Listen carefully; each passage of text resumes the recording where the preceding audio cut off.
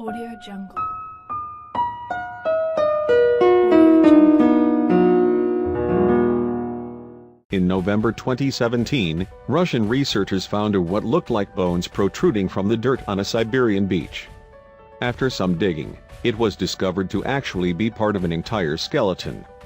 Upon first glance, the discovery happened at the Komendorsky Nature Reserve, where Marina Shatova, a Russian researcher, once spotted woolly mammoth bones in the ground.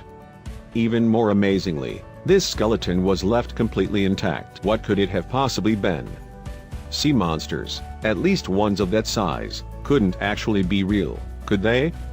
Once the truth behind the bones became clear, they couldn't believe what they had found. It was a Steller's sea cow. With the scientific name of Hydrodimylus gigas, these beasts were actually quite populous not so long ago. They dominated the Commander Islands, a series of 17 islets and islands in Russia's Arctic. The exact date when the Steller's sea cow became extinct is unknown, but experts believe it was sometime around 1768. Because their hides and meat were so valuable, they were overhunted until the end. In fact, the Steller's sea cow may have been the largest mammal of its day. All told, it took 4 hours and 8 people to completely exhume this skeleton.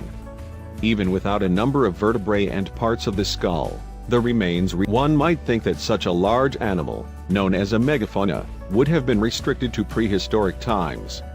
As unfortunate as it is that Steller's sea cows died out, it's amazing that they made it as far as they did. Steller's sea cows were also special because they were among the few animals that actively mourn their dead.